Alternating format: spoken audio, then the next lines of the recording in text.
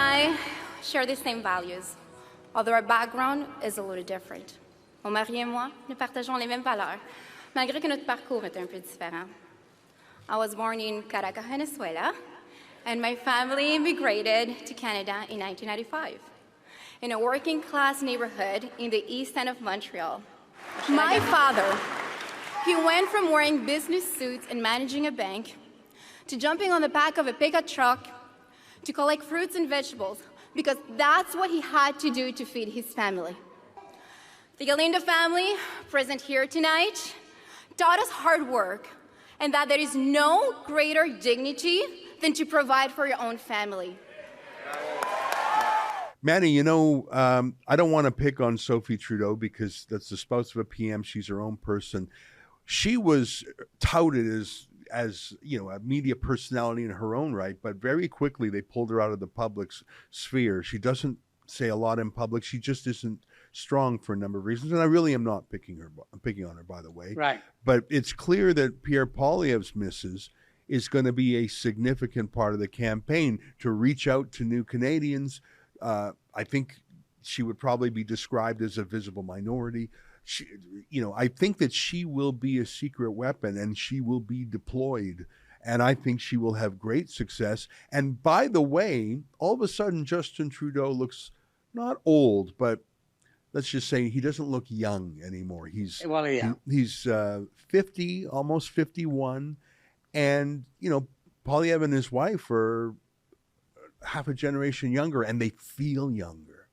Yeah, the difference between the two wives, in my opinion, and it goes down to the difference between conservatism and liberalism. When you listen to Pierre's wife speak, you see the true core values.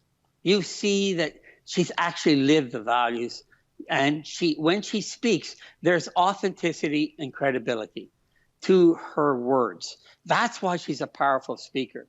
When you hear Sophie speak, it's kind of like a stage actress talking about things, and you know there isn't any veritas, there isn't any gravitas to her words. They're just words that are vacuous. Because if she truly believed in what she said, she could not be married to a man that has been fundamentally racist.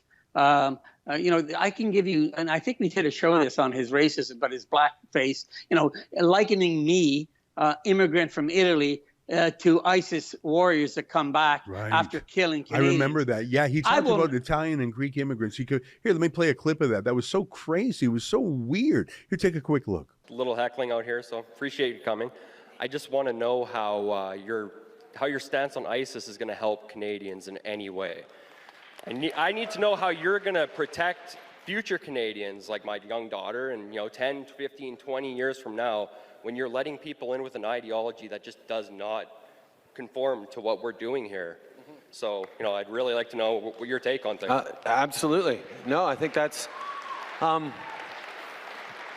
gives me an opportunity to talk about first of all, the fact that one of the reasons Canada is successful as a country is because we have been open to people fleeing persecution, fleeing war zones, looking for a better life for themselves and their kids. That's been the story of this country from the time the first European settlers came to be received by Indigenous people. People were fleeing conflict, poverty, difficult situations, and came to Canada to build a better life for themselves. And successive waves of people have in every different time, and every different wave. And when we welcomed in waves of refugees, whether it was the Ismaili refugees in the early 70s, whether it was the Vietnamese boat people in the early 80s, whether it was people fleeing the devastation of the Second World War from Southern Europe in the 50s and 60s, the Italian communities, the Greek communities, the Portuguese communities, and others,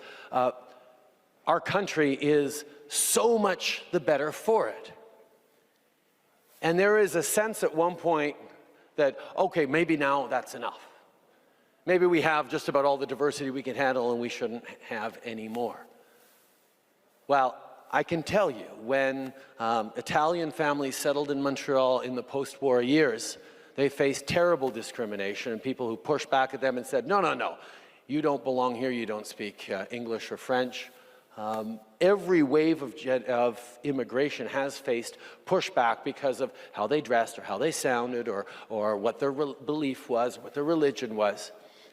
And every wave of immigration has led to Canada being a better, stronger, more resilient, richer country. Yeah, Manny, that's just weird. Well, that's not weird. I will never, there's a line in The Godfather for the Italians that are watching. And The Godfather, they're from my home village, so we have a dialect. And he says, non mi scordo mai. And that means, I will never forget.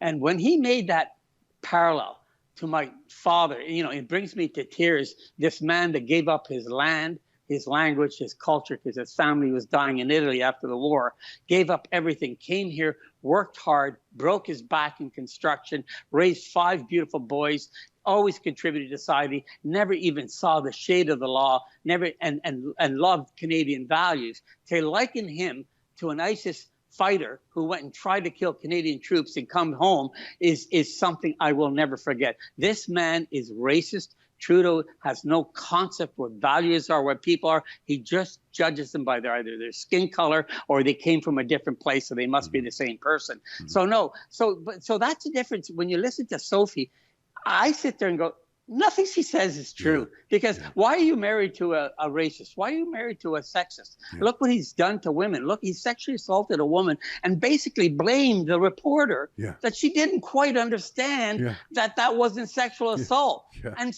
how does a wife accept that? So Sophie has to deal with a lot of things, but that's the Liberal way. You basically have to deal with things that you say you believe, but you really don't believe. But you see the